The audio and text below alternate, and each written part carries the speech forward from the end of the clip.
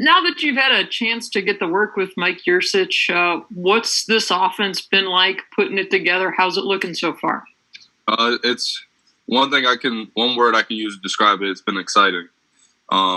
Just learning new concepts, just the different ins and outs of the playbook, just getting familiar with everything. It's been really exciting. Just getting back to work with the guys. We didn't get spring ball last year, so it's a great opportunity for us to build and grow as a team this offseason and use spring ball as that. Next, we go Rich Scarcella.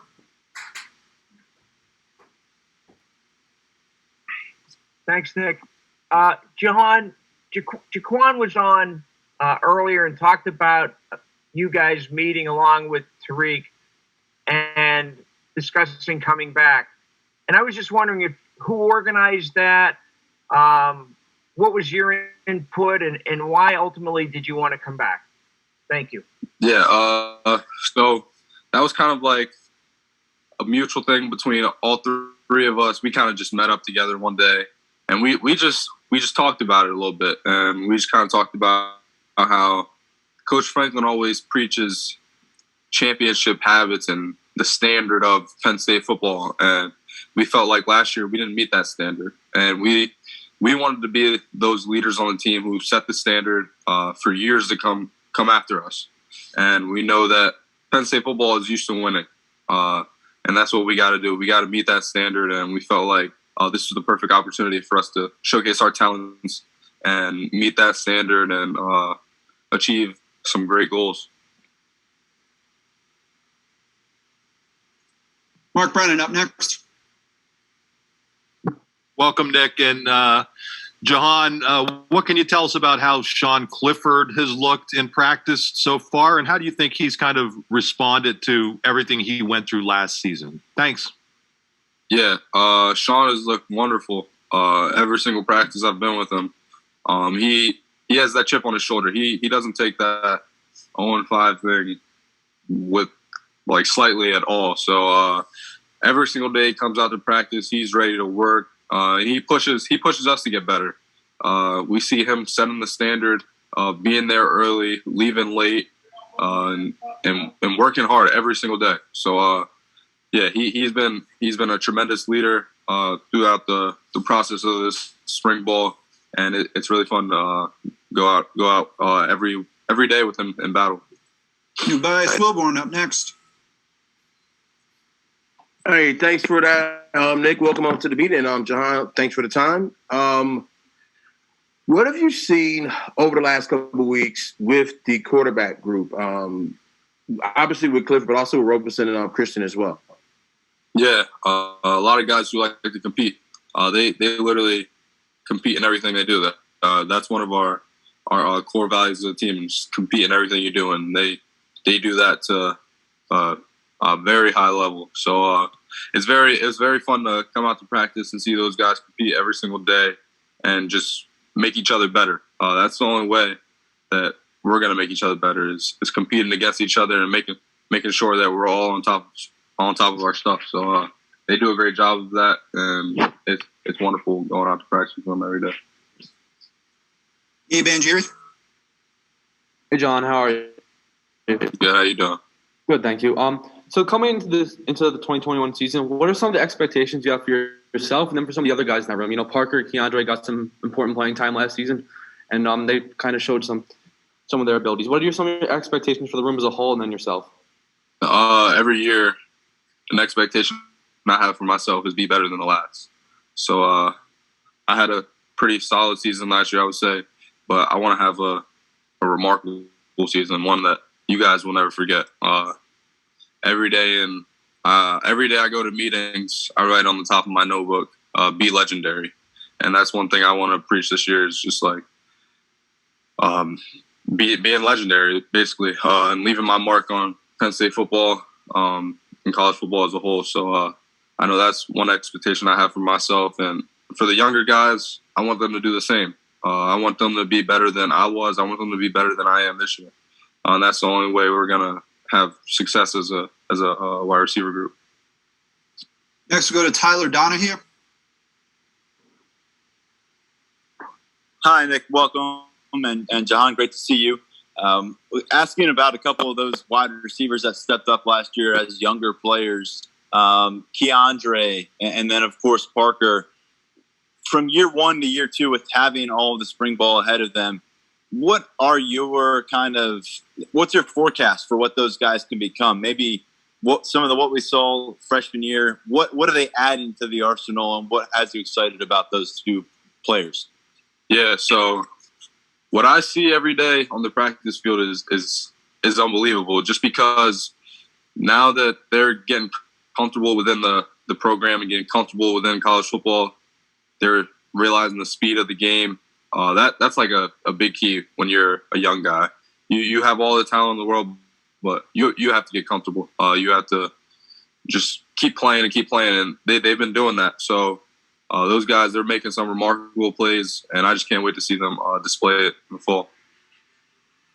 Andre Monroe. Hey, John, what were some of the specific, challenges last season with the COVID circumstances, and do you think you're better prepared for that this year? Yeah, so there were a lot of things that we had to endure last year with the COVID. I think for the beginning of we actually had like 2 fall camps last year, so we like split it in half. We had like 4 or 5 practices, then they shut down the whole thing, and then they brought us back. We had another camp, so like just little things like that. Just getting off schedule was the biggest thing, and now that we're kind of used to it and kind of prepared for it, it's enabled us to hit the ground running. And Coach Franklin has done a great job prepping us for every situation possible. So it's been a tough process, but we have the right people to make it through and basically guide us through it. Go to Corey Geiger next. John, a year ago at this time, we didn't quite know what to expect from you, and then you end up having a breakout year. How has life changed, if at all, for you, just as a football player, confidence, team leader? Just how different are you compared to a year ago? So I kind of approach every day the exact same. Whether I'm on the bench, starter, whatever it is, I approach it the exact same, and that's going out and competing every day like I have something to prove. Because that's the only way I'm gonna push myself to get better. That's the only way I'm gonna push my teammates to get better, is me going out and giving my all every single day. So I kind of put all the stats aside, everything I've done last year. It kind of doesn't mean anything to me anymore because there's a whole nother season that we have to play. So yeah, I go out every day and I just compete my butt off. We'll go back to Audrey.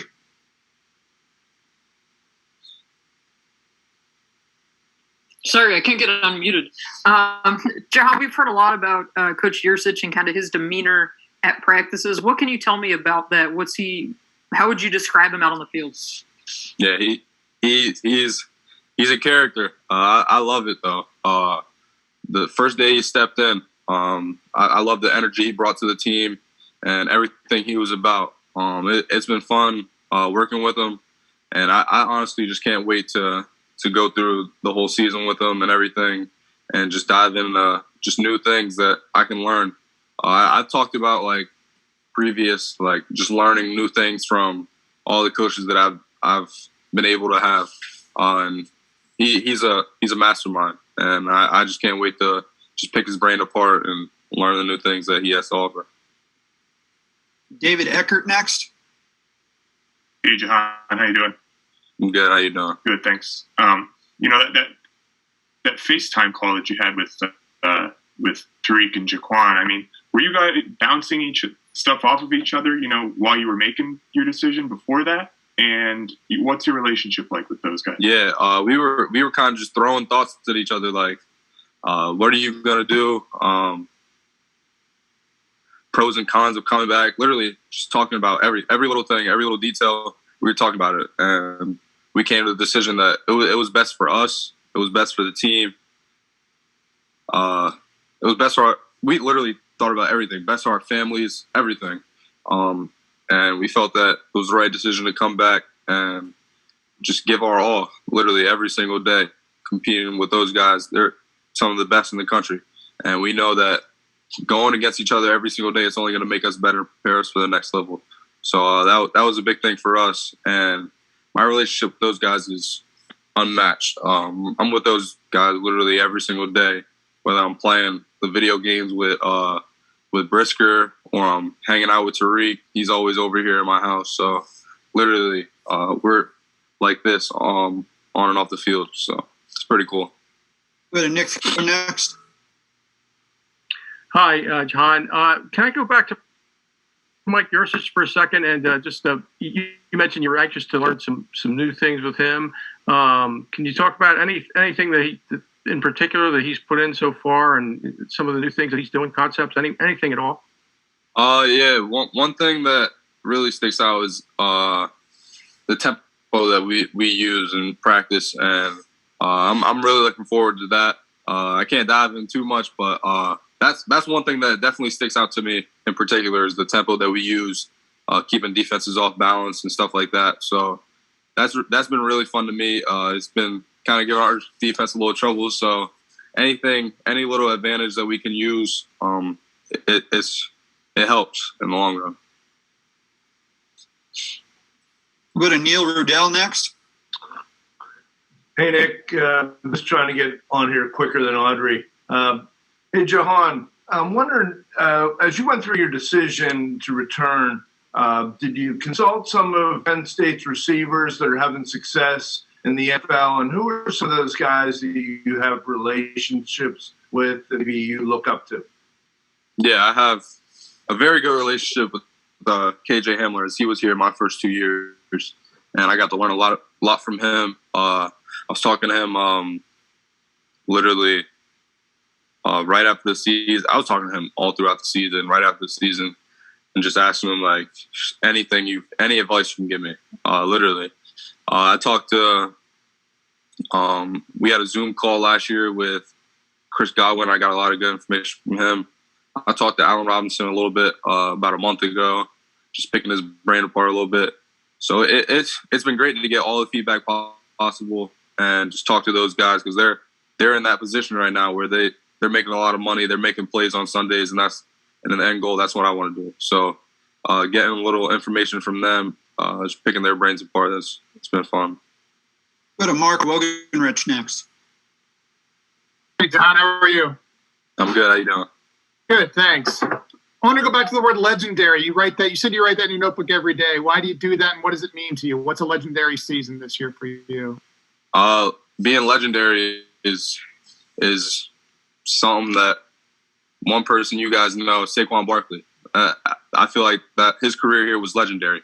That's something we talk about to this day. It's something I see on Instagram and Twitter every single day. I see Saquon Barkley college highlights or something like that. So just basically something that people will never forget, that will live in history literally forever. When you talk about the greatest that played in college football, I want my name to be mentioned in that. So literally that's my goal, just to be legendary and just leave my mark. We'll go back to Rich next. Jahan, how many times have you seen your catches against Ohio State since the end of the season? How many times have people mentioned them to you? And secondly, how much film of Texas and Ohio State have you watched from the last two seasons? Thank you. Yeah, so that catch, I've probably seen it probably over 1,000 times, honestly. I'm starting to think that was like the only catch I made last year. But yeah, it was a pretty cool catch. But I have a couple other cool ones. So I try not to watch that one as much. I see it a lot though on like my Twitter and stuff like that. But I've been really diving into the Texas and Ohio State film a bunch, just trying to get familiar with the offense. Because once you get comfortable in the offense, it allows you to play fast and allows you to be your best. So I've been trying to get familiar as much as possible with the offense and just getting comfortable. Mark Brennan. Jahan, a couple guys we haven't seen much of, Jahan Dotson and Malik Mega. What can you tell us about them, and how important is depth going to be if you guys hope to play at the tempo you want to play at? Yeah. So those guys, they've been making tremendous strides within the program, within the offense, and I honestly can't wait to see them flourish. We have a lot of depth in the receiver room with Malik, Jaden, Daniel George, Cam Sullivan Brown, Norval Black. We have tremendous amount of depth, and I see those guys make plays every day in practice, and I just can't wait for you guys to see those guys make plays on Saturdays. We have time for a couple more. We'll go to Lauren Muffler next. To follow up on Mark's question about being legendary, I mean, what would you say is the next step in your progression, and, kind of specific things that you're working on to reach that legendary status that you're aiming for? Yeah, so some of the things that I'm preaching is just doing extra, being extra, looking at the greats that were playing before me, and making sure that I emulate their game in some way. Just anything, literally anything. Staying after practice late, coming early, anything. We'll go to Tyler Donahue next. Jahan, your friend Pat Frymuth is off to the NFL. We're all curious what tight end is going to look like for Penn State here in the next year. Can you give us the scouting report on what you're seeing out of that tight end group, and specifically Brenton, Theo, and Tyler so far this spring? Yeah, we have 3 tremendous tight ends that bring a lot to the game. They've been making a great amount of plays in spring ball, and I think all of them have at least a touchdown so far. So that's huge for us, just to see them making strides. And basically, Pat showed them a lot. He was really hands-on with them when he was here. I watched him just staying late, getting catches with them, going over plays and stuff. And they're all like, they love to ask questions and stuff like that. They're all willing to learn, and that's all you can ask for. Literally, that's how you become great. You become a sponge, and that's all 3 of them. That's what they are.